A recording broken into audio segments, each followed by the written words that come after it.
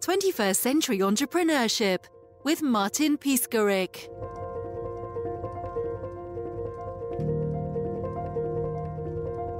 What really motivates me is helping small businesses scale and have the impact that they want in the world.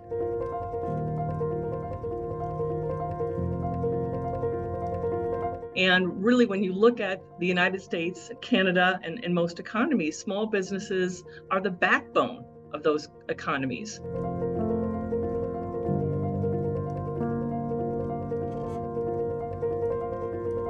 And in the United States alone, there's 27 million solopreneurs and about 6 million companies with less than 15 employees.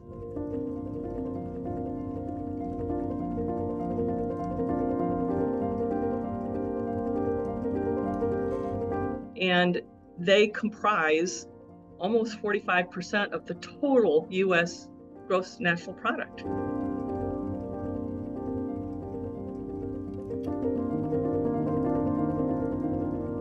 And my vision is if each of those businesses could double, think of the impact that would have on each one of those businesses, their families, their communities, their countries.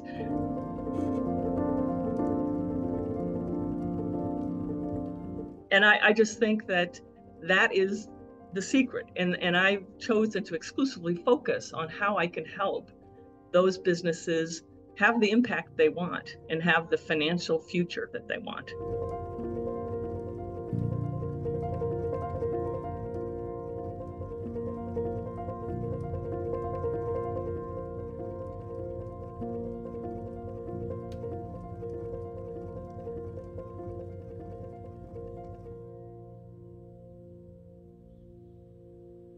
Well, I've been an entrepreneur myself for 22 years now. And that I joined my first startup in 2020. And after a long corporate career, and I worked in the Fortune 500 arena, wore a lot of the hats. So I've pretty much had to do everything when it came to business operations. But I joined my first startup, and it was all around helping others find expertise. And it was really before there was a thing called the gig economy. And over my first startup didn't succeed, as many don't. But at the end of the day, I started to work with more and more small businesses. And I was a freelancer, frankly. I was a freelance consultant, helping them figure out how to do more.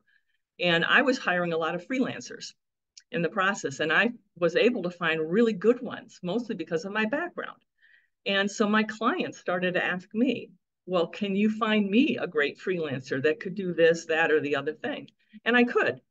But at the end of the day, because I wanted to help small businesses and solopreneurs scale, there's such a disaggregated market there in so many different arenas. How do I make it efficient and cost effective for them to get the talent they need while also being able to talk to a human being?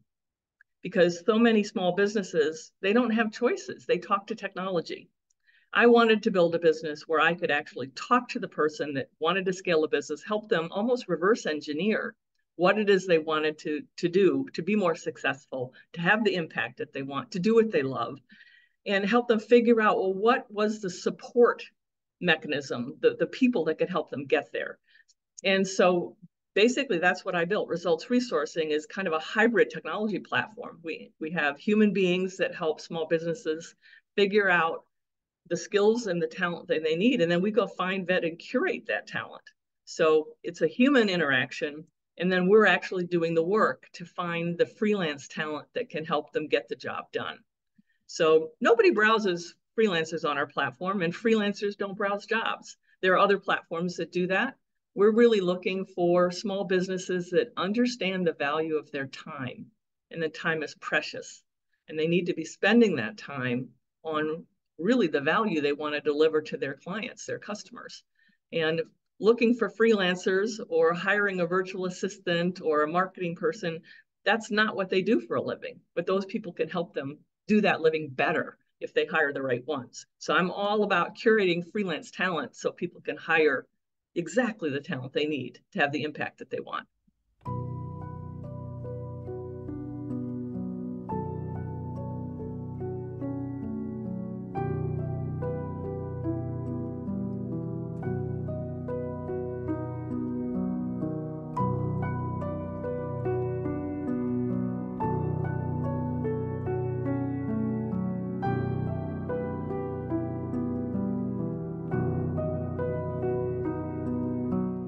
There's a lot of talk about the future of work and the gig economy, and I really believe that the future of work is going to mean that a lot more people work remotely.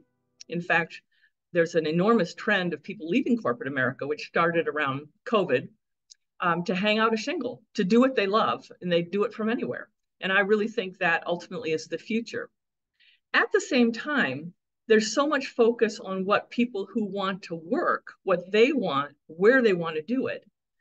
At the same time, businesses, any business, but especially small businesses, they need reliable skills and talent. And so while the flexibility of freelancers is great because a business can scale up or down as it needs different kinds of skills, they still need reliability. They need to be able to count on the talent. And so the fact that someone's a digital nomad may not work for a small business because they need that person in the same time zone. Not necessarily on site, but they need to be able to count on that person's contributions to their business success. And I think that's particularly true of small businesses because it's generally one person, a solopreneur with a small team. And so they're more dependent on those people. So while I'm all about freedom and the convenience and the excitement of working where you want and doing what you want, those small businesses need people they can count on. And so that's a different animal. And so, I'm really looking at the future of work in terms of how do you bring skills on a flexible basis to small businesses that they can count on and they can build a business around. I mean, basically, I think the gig economy, the freelance economy has been around forever. I mean, people don't think about hiring an attorney or a financial advisor or a bookkeeper. Those are roles that have been outsourced forever. But more and more people are outsourcing all kinds of roles. But the key for a business, if they're going to grow and scale, is to have reliability, confidence, trust in the skill set that they're hiring.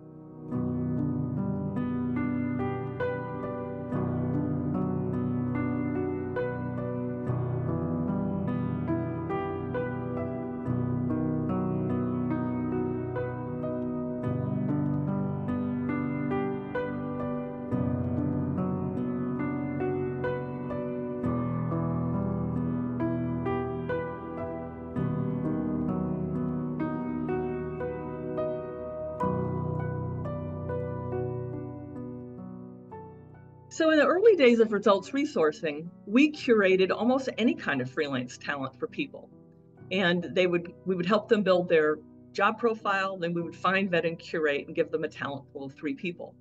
And that was very attractive to people, but it was also more expensive because it was a lot of work to, despite how automated we were, to have that human involved in that process. And what solopreneurs and small businesses kept coming back to me for was competent, reliable, nice, and they wanted it right now. They were frustrated with finding all the work it took to find somebody, and then that person suddenly either wouldn't have the capacity to do more, or they hired that person for one set of skills, but they couldn't evolve with the business as the business evolved. And so they were looking for a broader range of skills that they would find competent, reliable, and nice, but it was available right now. And so what I did is I evolved the business, and I built relationships with pre-vetted freelancers that I knew were going to deliver.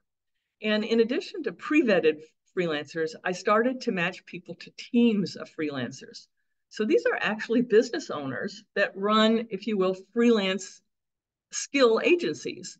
And the most popular is, for a small business, a solopreneur, a virtual assistant or an executive assistant, a project manager, social media support marketing person. Those are all roles that come together, are fundamental to the success of a small business. And so today, what we do is we match small businesses after this conversation that we still have, over Zoom or some web vehicle. We match them with a team that can deliver. And the beauty of that is that the team has capacity. So the client may want to start with 2 hours a week, which is the common denominator, frankly. But then it works so well, all of a sudden they want to do 10 hours a week. Well, the team has the capacity to expand. The other thing that's great about the teams is the variety and the depth of skill. Some teams that I work with have 15 people. And so they have someone that is really good as a copywriter, might have a bookkeeper, might have a CRM specialist. They're all very tech savvy, understand how to use AI. They're all people on the team, each one with depth of experience and skill. So you actually get more from a team because you get specialists within the team environment. And still people can pick and choose what they need as they need it. So I think really those are some of the interesting things that we're doing in this new world of work. Is we're basically helping small businesses that are delivering what I'm going to call professional support services. It is a professional service in addition to all the things you read about, like professional chief revenue officers or HR officers. There are chief operating officers as well as chief support work officers. And we're really matching small businesses with that kind of support that they can. And well, as I like to say, every business has a back room, and that's not what your clients pay you for, but it's got to work if you're going to run a good business. And we specialize in helping people outsource the back room to somebody competent, reliable, nice, and now that can evolve with them as they need to evolve.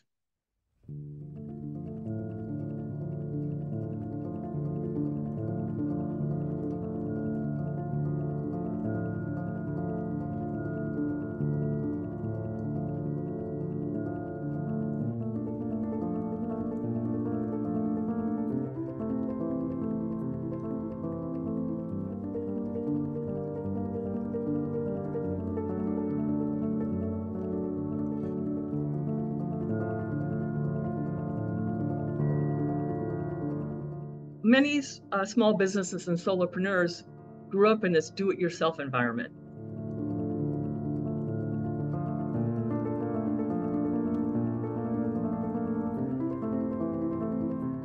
And entrepreneurs are scrappy. You have to be resourceful. You have to figure out how to do stuff. But at a certain point, that gets in the way of scaling your business and delivering more value to more people.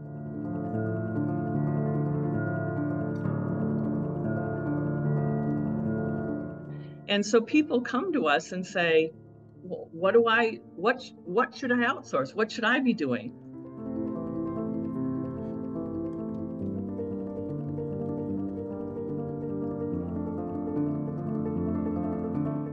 And so what we've learned over time is really that I divide the work into two big buckets.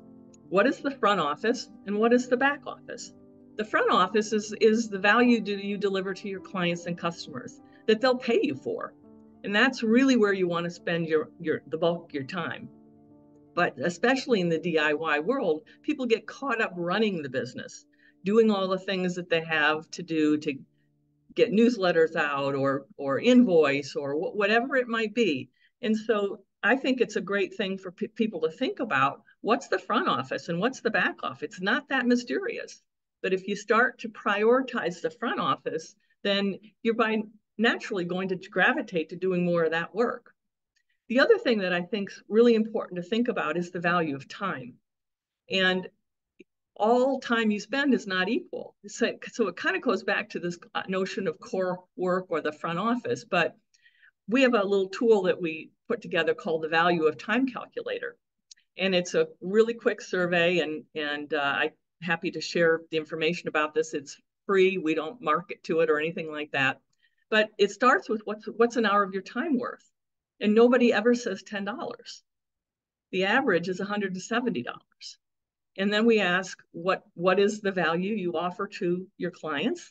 Not that it matters to us other than we want that to be the frame of reference for the client. Then we say, how many hours a week do you work? And then basically of the hours you work, how much time do you spend on delivering that core value? And basically we take those hours, we multiply it times 170 or whatever the client says their hourly rate is, and that produces a number which says that's what you're investing in your business. That's how you're investing your time to make your business grow. But then the little survey says, okay, but you send invoices, you follow up with customers, you hire people, you manage people, whatever it might be, how much time are you spending on all these other things? And they just pick, the categories that apply. And we multiply those numbers against the same hourly rate. And that's basically the opportunity cost. by doing it yourself. You're doing all this work that frankly someone else could do better for you because they love to do it and they are expert at it, while you're doing it because you think you need to do it yourself. And it's actually, if you think about the difference between what a virtual assistant would cost, whether it's in the United States, Canada, or somewhere in the world, versus what your hourly rate is, that's essentially how you pay for it. Because it's converting those hours that are on non-productive, non-revenue generating work to revenue generating work. That's going to generate revenue, which pays for the outsourcing. And it's always easily, a 3-to-1 ratio. So, those are a couple of really simple things to do, core versus non-core work, and then just thinking about the value of time that will really help people make better decisions on when to do it yourself and when not to.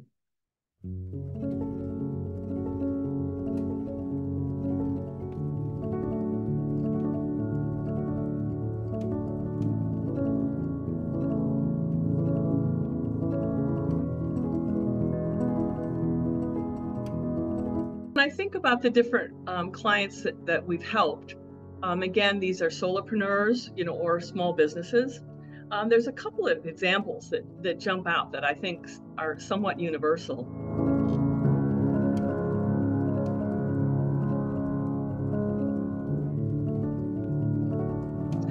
One big area of work we do is with consultants and professional service providers. And so their value is really consulting with their client and helping their clients do their work better.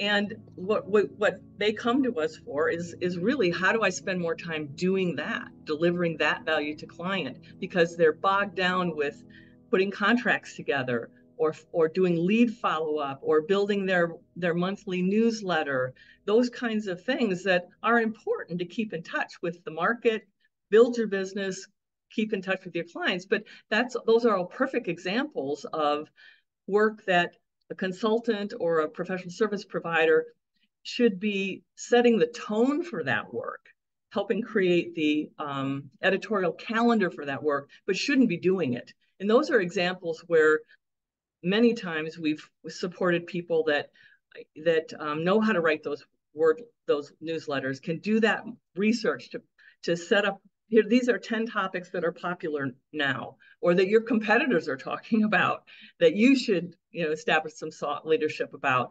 They can put contracts together, can do lead follow-up, to do check-ins. There's so many things. Project management, that's another big one.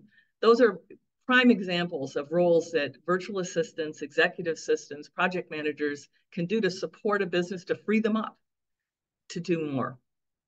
Another example is at the opposite end of the spectrum, are on-site businesses, whether it's a plumbing contractor or it's a store. People often say, well, how can I work with somebody virtually when I have a storefront, or my business is doing plumbing in somebody's house? Well, the answer is not to try to outsource that work, the on-site work or the plumbing work. I mean, you may hire contractors to do that too, but they're ones that are going to come on site. But if you think about, again, the back room of any business, there are invoices to be done. There's vendor management, there's research, there's ordering supplies, whatever it might be, communicating with clients or reaching out to prospective clients, doing marketing, advertising, social media. Those are all business roles that are universal, whether you have an on-site business or not. And those are all roles that are prime for virtual assistants, because that's what they love to do. They love to organize and, do outreach, do lead follow-up, help the client become organized, and really, frankly, help the client manage technology, because technology is moving so fast, it's hard to keep up with all the features that technology can offer. And that actually is another request we get a lot, is whether it's a consultant or a plumber. They come because they've bought a CRM system, subscribed to a CRM system, and they've set it up to the bare minimum to solve an immediate problem, a fire that they need to put out, but they've never optimized those systems. And that is another prime example for all of the work that we do, where virtual assistants, executive assistants, they are tech savvy. They work with all these CRMs or mail letter systems or whatever it might be. They're very experienced in these areas, and they can do it for you. They can help you take a system you started with and optimize it, and are really just a good source of information to know whether you're in the right system or you need to something else. And so the tech savviness, is pretty universal to all the clients as well.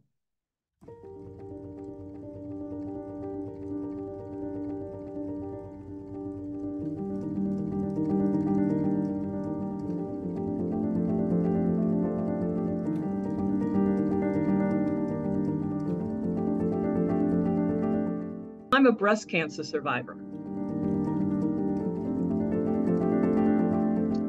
And about 6 years ago, I discovered I had breast cancer, and I'm healthy today.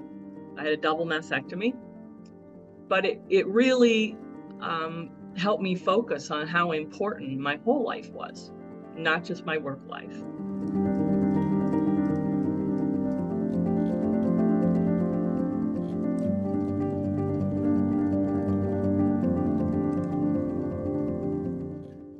My family, contributing to the community, supporting others, because there's so much cancer around, and I find myself really understanding how to support others that are going through cancer, as well as, frankly, those that are in the periphery, whether it's the spouse or the family. It's a whole different level of stress, and you don't know how to deal with it. I had a number of friends myself that, when I got cancer, really didn't know how to interact with me, didn't know what to say. And so I have found myself helping people through this, whether it's my friends supporting them or they're my friends, family members or friends, and suggesting how to support a cancer survivor. And, this is really about my personal journey, but it did also influence, how I thought about the work I do, because the valuing of time and helping people realize time is precious, and that whether it's doing something with your kids or taking that vacation or outsourcing something so you have free time is an important objective too, not just doing more for your business, for example. So I think being a cancer survivor, everything's got a positive. And that's kind of how I look at life is, life happens. So what can I make out of the things that happen to me in life? And so while I'm really glad to be over cancer, I've found new ways to contribute to the world because of my experience and helping other people deal with cancer and helping their families and friends support them.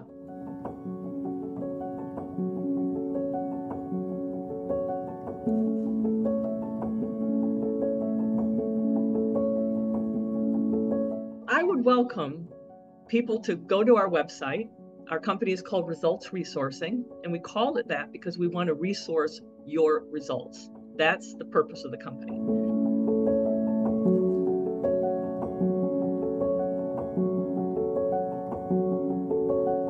And we like to start with a conversation.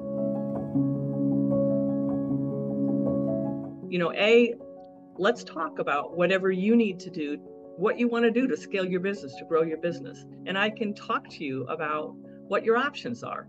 And maybe your options include us. I hope they do, because we can help you get matched with great freelance talent that can support you fundamentally with a team of people that are going to be invested in your success.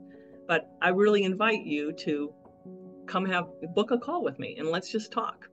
And the other thing that hopefully will be in our show notes is our ROI of time calculator. It's free, and I think it'll be really insightful for you to take it and gain an appreciation for how valuable your time is, so you make sure that you spend it and invest it the way that's going to give you the impact that you want in life. 21st Century Entrepreneurship with Martin Piskarik.